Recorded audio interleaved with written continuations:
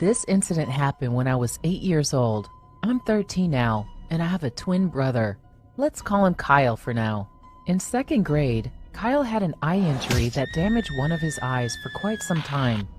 He went in for daily checkups and all that medical stuff. One night, he woke up screaming and crying because of his eye pain. My parents had immediately taken him to the hospital, leaving me and my 5-year-old brother alone at home.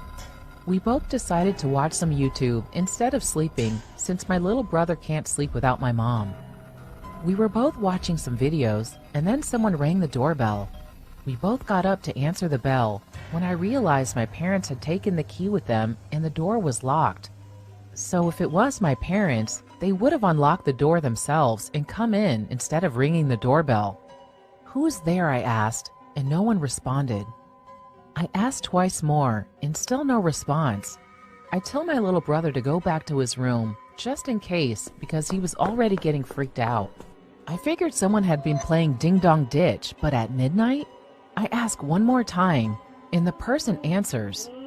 I hear crying on the other side of the door, which sounded exactly like Kyle. Kyle? I ask, kind of confused. He tells me to open the door. Now, I live in an apartment, and my parents won't ever make Kyle go up alone with an eye injury like that and wait in the parking lot. I was really confused, so I asked, "Did Mom give you the keys?"